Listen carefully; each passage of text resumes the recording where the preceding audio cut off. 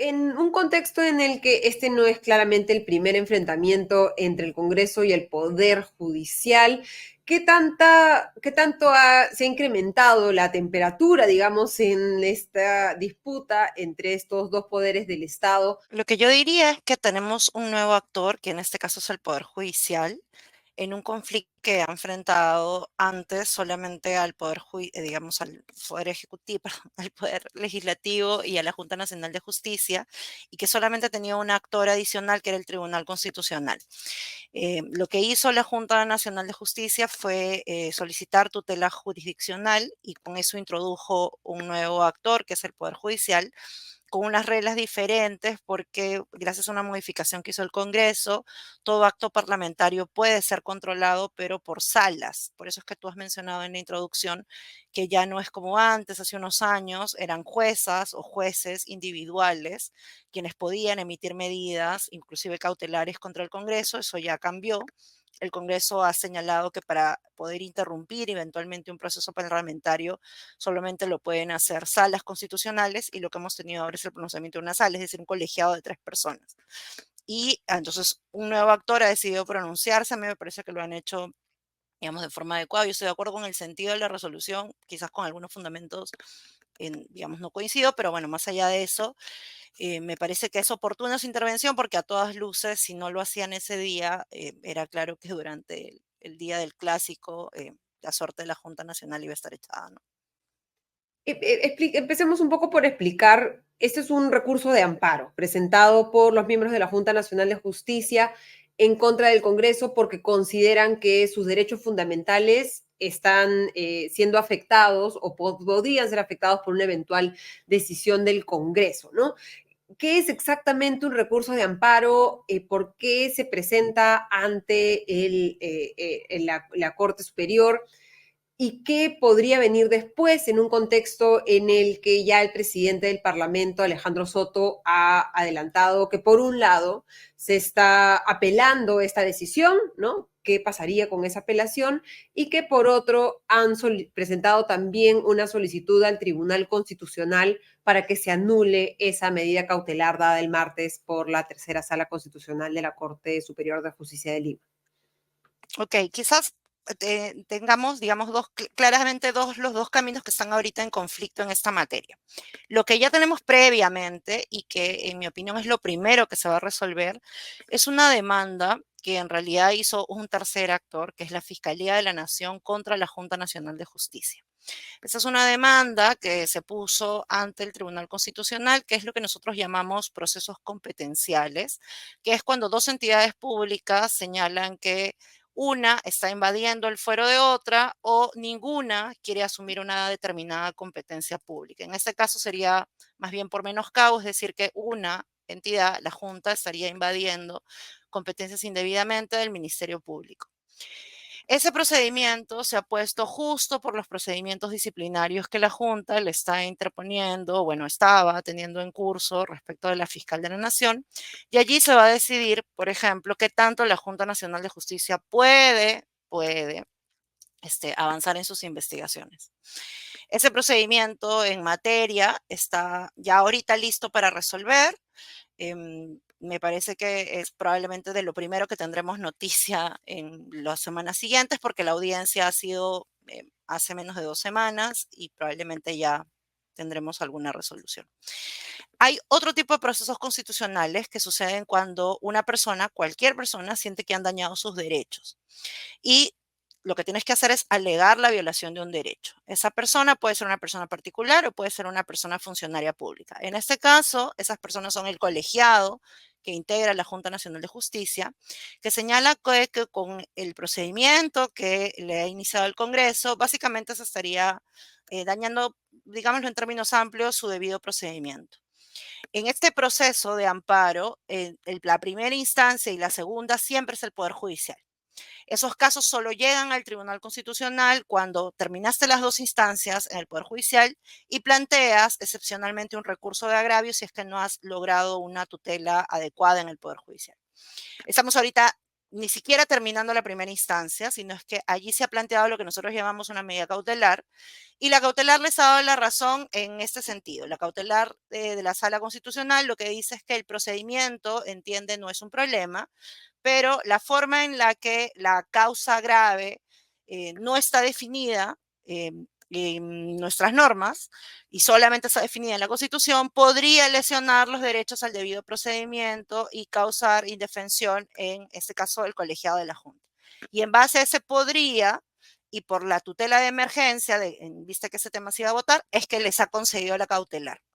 ¿Cuándo se va a resolver esto en primera instancia? Primera instancia recién, a finales de noviembre hay una audiencia, el 24 de noviembre, y luego de ahí la causa quedaría, nosotros le llamamos al voto, es decir, recién saldría la sentencia de primera instancia, ¿no?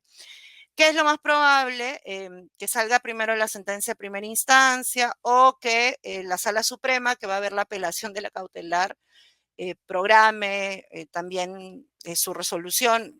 No necesariamente una tiene que ganarle, pero digamos es posible que yo creo que la resolución de primera instancia va a salir y que antes que todo va a salir lo que tenemos antes con el Tribunal Constitucional frente a la Fiscalía de la Nación, que lo que va a hacer es un poco dejar a la Junta Nacional de Justicia en sus cargos, pero como muy eh, menoscabada en sus funciones, ¿no? Que es, creo, clave en parte de la discusión.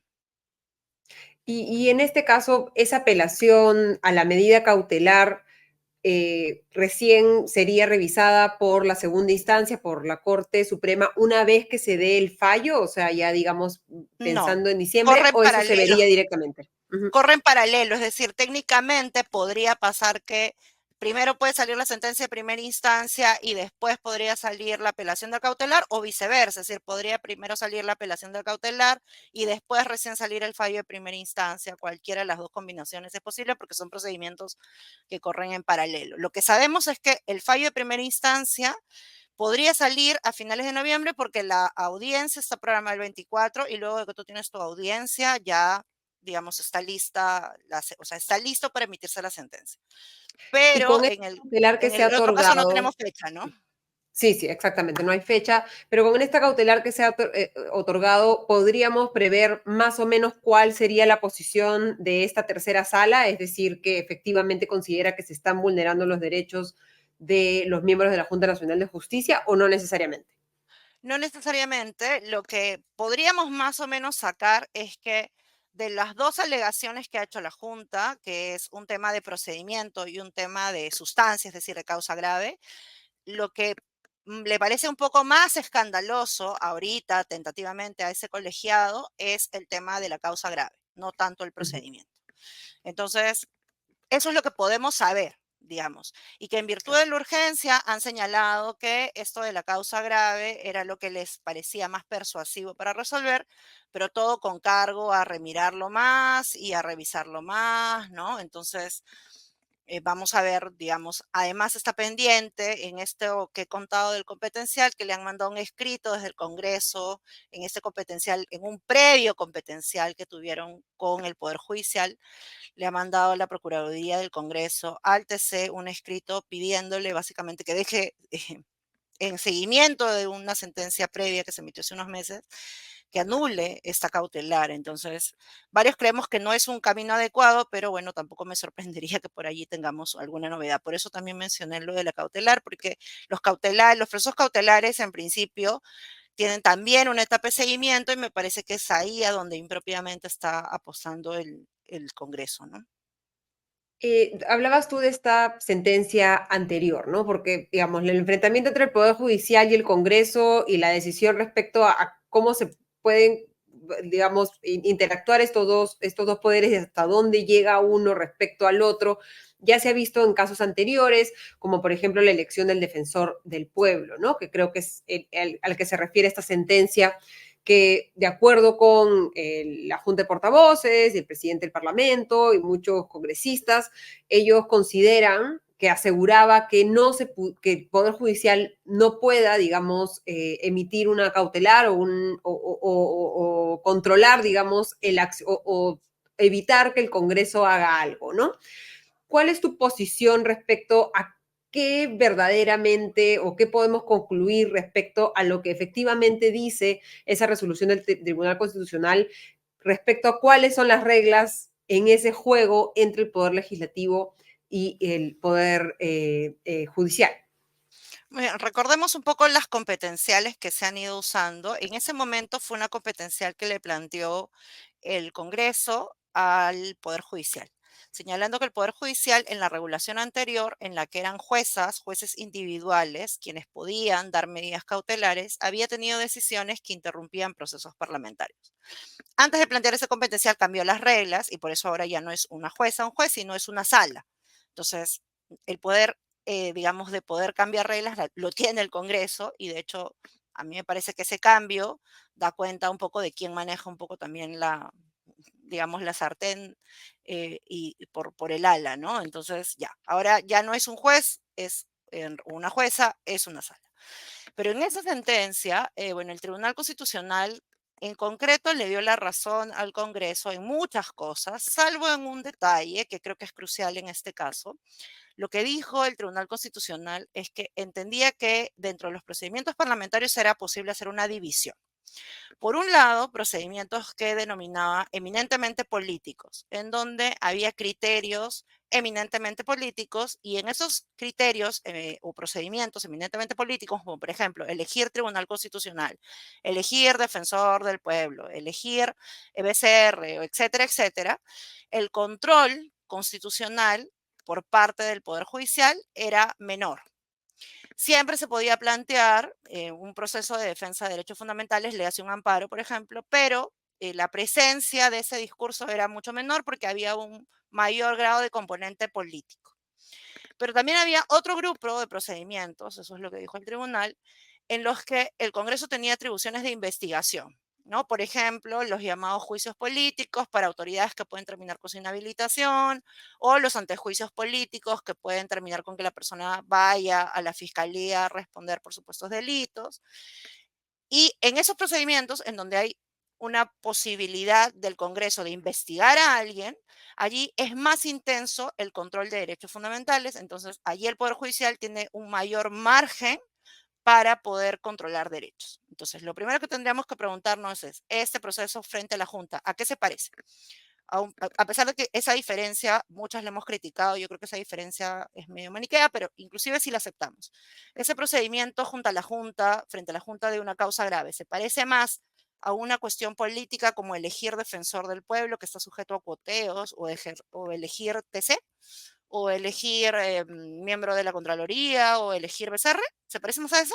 ¿O se parece más a un procedimiento de investigación en el que la persona tendría que tener derecho a la defensa, tendría que haber una causa, tendríamos que seguir unas ciertas reglas? Entonces, creo que es más claro que se parece más a esto otro, que sería un juicio político. No es un juicio político, pero se parece a un procedimiento en el que la persona se puede quedar sin cargo, ¿no?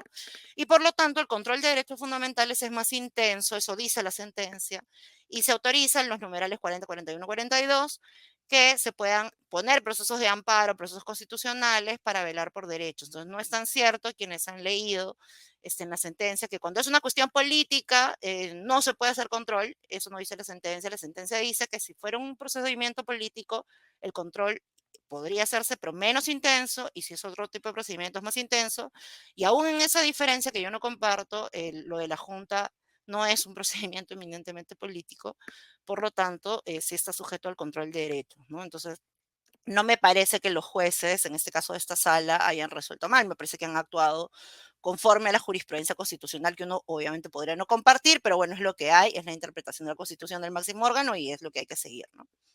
El martes por la noche, la Junta de Portavoces dijo que igual iban a realizar el debate al día siguiente. Esta posición cambió el miércoles por la mañana. Y haciendo un poco de análisis de supuestos, ¿qué crees que habría pasado si es que hubiera prevalecido la voluntad de la noche del martes? Es decir, si el miércoles a las 3 de la tarde y lo que se temía desde muchos espacios era que la intervención del Poder Judicial tuviera un efecto contrario, es decir, que forzara o alimentara la necesidad de los congresistas de demostrar que tienen que defender su fuero e imponer el poder legislativo, que muchos congresistas creen que es el primer poder del Estado, y que terminaran aprobando la remoción de los miembros de la Junta Nacional de Justicia. ¿Qué hubiera pasado en ese escenario y por qué crees que finalmente retrocedió el Congreso en este caso? A ver, lo que creo es que lamentablemente desconocer fallos judiciales no es una novedad en el Perú. Hay poca costumbre por parte del poder, en este caso legislativo, de respetar fallos judiciales. Es decir, no tenemos la suficiente conciencia formal de institucionalidad para tener claro que cuando tú no estás de acuerdo con un fallo judicial, impugnas, no Ujú. desconoces. Entonces, ya hemos tenido casos previos en los que no me gusta el fallo judicial y lo desconozco. Entonces, en realidad una gran posibilidad era que no se cumpliera el fallo, ¿no? Em, Creo que eso es una cosa que hay que resaltar y hay que decir que no está bien. O sea, nos hemos acostumbrado aquí en el Perú a que no se cumplan. Yo no cantaría victoria, es decir, que ese día no se haya visto en la sesión no significa que el Congreso no lo vaya a ver. Es decir, Sí. el Congreso podría decidir programarlo, si no esta semana, la subsiguiente o la subsiguiente. No sé cuál será su ánimo. Es decir, la suspensión, acatar la suspensión significaría cancelar efectivamente de poner ese tema en la agenda del Pleno hasta que salga la sentencia de primera instancia o hasta que salga la sentencia que impugna la medida cautelar. Eso lo van a hacer realmente, es decir, vamos a esperar hasta fin de mes o hasta diciembre. Yo no cantaría victoria en todo caso, ¿no? Que creo que no habría pasado, digamos, mi intuición me hace pensar que así como ahora tenemos una investigación fiscal contra los tres jueces de la sala, obviamente todo dentro del marco del Estado de Derecho, pero que los ciudadanos podemos mirar con desconfianza. Yo que creo que no hubiera pasado y que debió haber pasado, se debió haber abierto una investigación contra las congresistas por romper un mandato judicial, ¿no? Eso también es el indicio de un delito.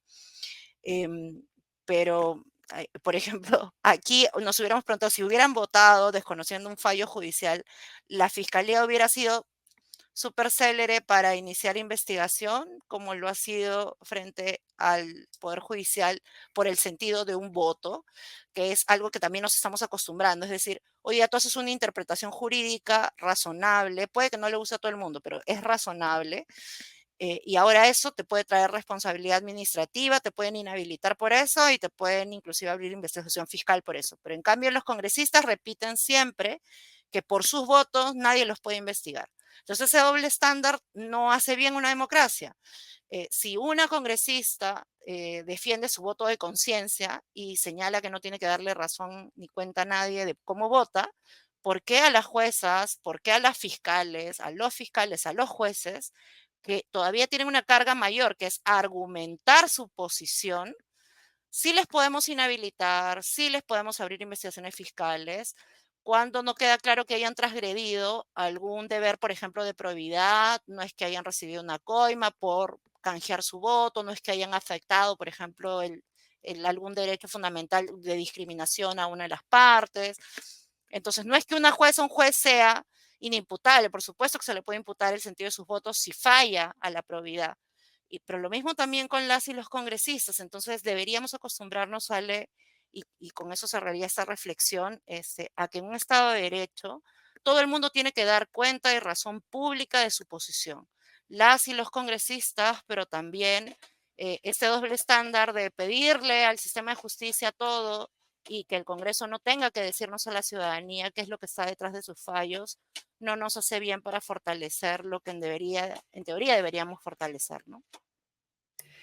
Hasta ahora este procedimiento ha sido bastante llamativo, ¿no? En esta investigación sumaria del Congreso a la Junta, a los miembros de la Junta Nacional. Recordemos que inicialmente la comisión, la Secretaría Técnica de la Comisión de Justicia presentó para debate un informe en el que no se encontraban indicios para sustentar que se habían cometido que habían causas graves que ameritaban la destitución de los miembros de la Junta Nacional de Justicia, y luego a pedido de los congresistas se modificó el informe y se aprobó esperando la redacción, porque todavía no estaba redactado un informe que, pese a que el informe anterior, que supuestamente estaba en base a la investigación que se había realizado, no encontraba causas graves, ahora este sí, a pedido de los congresistas, encontraba que habían cometido causas graves y que ameritaba la remoción de los miembros de la Junta Nacional de Justicia. Ese ha sido uno de los argumentos también de la Sala Constitucional para dar la medida cautelar.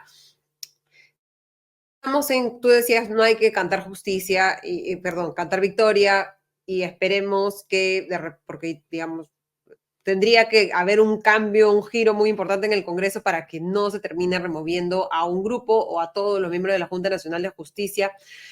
¿Qué podría suceder después? ¿No? ¿Qué espacios hay para que el resto de peruanos que estamos viendo cómo se lleva a cabo este proceso, y se hacía esta diferencia del Tribunal Constitucional entre las investigaciones y lo político, pero los congresistas creo que no entienden muy bien la diferencia entre eso y están tratando esto como un tema político y no como una investigación que debería tener un debido proceso determinado, etcétera. ¿Qué podría, si es que el Congreso termina destituyendo a los miembros de la Junta Nacional de Justicia, qué podría haber después? ¿Y qué nos dice toda esta novela sobre qué tan bien está nuestra democracia, qué tan bien organizado está nuestro Estado, qué tan bien delimitados está el balance entre los poderes del Estado que deberían buscar evitar que estemos en esta constante confrontación entre los distintos poderes? Yo creo que estamos reviviendo tiempos pasados, o sea, en concreto creo que estamos como 25 años atrás, en la medida en que, digamos, hace 25 años se intentó hacer algo semejante con una composición de un tribunal constitucional que era incómoda a los intereses mayoritarios que estaban en el poder. Hoy día, digamos, este procedimiento que está haciendo el Congreso es otro procedimiento. En ese momento era un juicio político, ahora es el del 157 por causa grave, em, y contra otro órgano que es la Junta Nacional de Justicia, ya no es el Tribunal Constitucional. En su momento, en ese momento de coyuntura, algunas juezas y jueces tuvieron acciones importantes, pero finalmente internamente no se pudo obtener justicia y fue más bien luego cuando este caso llegó a sentencia de la Corte Interamericana que muchos años después esto, digamos, empezó a rehabilitarse. Mi impresión, Ale, es que vamos a pasar por el mismo itinerario, es decir, ya hemos tenido una sala constitucional que ha dado como un primer paso, lo que puede hacer en el marco de sus funciones, ¿no? Veremos qué decide en la primera instancia, pero bueno, más no se puede pedir, es el Poder Judicial tiene un tope. Yo soy de las que es muy crítica del rol del Tribunal Constitucional. Creo que tenemos un error de origen que no corregimos los años previos, que es debimos haber cambiado la forma de elección del tribunal para que el tribunal no sea tributario de las congresistas y los congresistas que le eligieron, pero ahorita todos, digamos, tenemos la sensación mayoritaria, me parece, ya para no decir todos, pero tenemos la sensación mayoritaria de que el Tribunal Constitucional responde mayoritariamente a los intereses del Congreso, es decir, es funcional a lo que el Congreso que le eligió quiere. Entonces, no es que vayamos a encontrar allí, pues precisamente mayor separación de poderes, ¿no? Entonces, irremediablemente, lo único que te queda es el artículo de la Constitución, que es el 205, que te permite ir a la jurisdicción supranacional, que siempre es subsidiaria y es admitir que en sede interna, es decir, en tu país, no puedes encontrar vulneraciones de derechos que sea resuelta, ¿no? Entonces, eso no es una buena noticia para nadie. Hay gente que cree que es hermoso, lindo, que hay gente que le encanta litigar ante la vía interamericana. Esa es una forma, yo creo que si a alguien le encantara hacerlo, es una forma equivocada de verlo, porque todo lo internacional es aceptar el fracaso de tu Estado. O sea, cuando tú apuestas por la vía interamericana es porque tienes que aceptar el fracaso del sistema de justicia de tu país, que no tienes el sistema de pesos y contrapesos suficiente para que se controle al poder público y para que se encuentren responsabilidades al interno.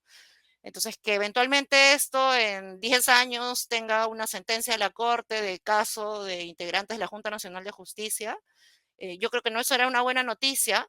Seguramente tendremos otro momento de país. Espero yo que tengamos ya una recuperación de la institucionalidad. Va a tocar desmontar varias de estas cosas, desmontar jurisprudencia constitucional que se ha armado en este TC y que no creo que sea saludable, desmontar leyes aprobadas por este Congreso que creo que no son buenas, sacar ciertas reformas constitucionales que hace rato debimos haber aprobado. No es un tiempo fácil el que nos toca hacer cuando querramos revertir un poco este desbalance de poderes que tenemos hoy, Ale, ¿no? No es precisamente que automáticamente un mejor tiempo llegará, ¿no? Pero tampoco lo veo, digamos, con miras prontas a empezar.